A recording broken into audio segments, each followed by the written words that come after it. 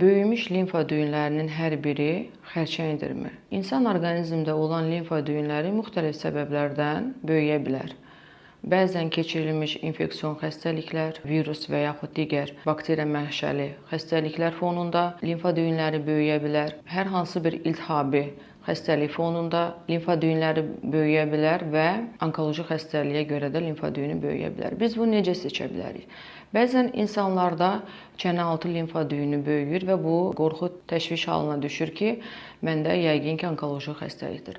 Hər kəsdə adi bir diş ağrısı, diş ətinin iltihabı, bəzən stomatit, boğaz ağrısı, angina, qrip və s. kimi iltihabi bir proses varsa, həmin bölgədə limfa düyünlərinin reaktiv olaraq böyüməsi normaldır.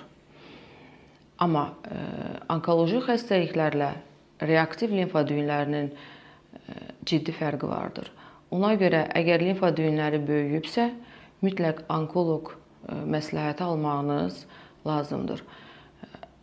Əgər onkoloq tövsiyə etsə ki, bu limfa düyünləri biopsiya olunmalıdır, burada qorxub çəkinməli heç bir şey yoxdur. Çünki limfa düyünlərinin biopsiyası gələcək müalicə taktikasını müəyyənləşdirmək üçündür.